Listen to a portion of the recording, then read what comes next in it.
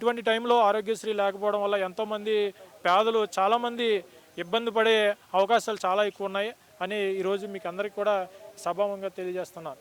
Sir చూస్తున్నారు ఇప్పుడు ఉన్నటువంటి గతంలో కూడా జగన్మోహన్ రెడ్డి గారి మీద అనేకమైన ఆరోపణలు చేశారు. ఆరోగ్యశ్రీ మీద బకాయిలు ఉన్నాయని చెప్పి. కానీ ఈ రోజున చూస్తే 2,500 కోట్ల రూపాయలు, వేల కోట్ల రూపాయలు బకాయిలు ఉన్నాయని చెప్పి 3 రోజుల క్రితం బకాయిలు ఉన్నాయని చెప్పడం అంటే ఒకటండి. ఇప్పుడు ఏంటంటే కూటమి ప్రభుత్వంలో చంద్రబాబు నాయుడు కానీ లేకపోతే దాంట్లో ఉన్నటువంటి పవన్ కళ్యాణ్ కానీ ప్రతి ఒక్కరూ కూడా జగన్మోహన్ రెడ్డి గారి మీద ఏదో విధంగా ఏదో ఒక నెగిటివ్ అన్నది చెప్పి ఆయన యొక్క పార్టీని వ్యతిరేకత చూపించాలని చూస్తున్నారు. కానీ ప్రజలందరికీ తెలుసు, పైన దేవుడికి కింద ఉన్న ప్రజలందరికీ, ఆంధ్ర రాష్ట్ర ప్రజలందరికీ తెలుసు ఏం జరిగింది, ఆయన ప్రభుత్వంలో ఏముంది, ఏం చేశాడు, ఆరోగ్యశ్రీ ఏ విధంగా ఎంతమందికి ఉపయోగపడింది, అసలు బకాయిలు ఉన్నాయా లేదా అన్నది ప్రతిదీ కూడా అందరికీ రాష్ట్రంలో ఉన్నటువంటి ప్రజలందరికీ తెలుసు. దాని గురించి ఆయన ఎన్ని ఇబ్బందులు పెట్టినా, ఎంత నెగిటివిటీ చూపించినా సరే కూడా అక్కడ ఎటువంటి ఎవరు నమ్మే స్థితిలో అయితే ఈ రోజుల్లో ఎవరు లేరు.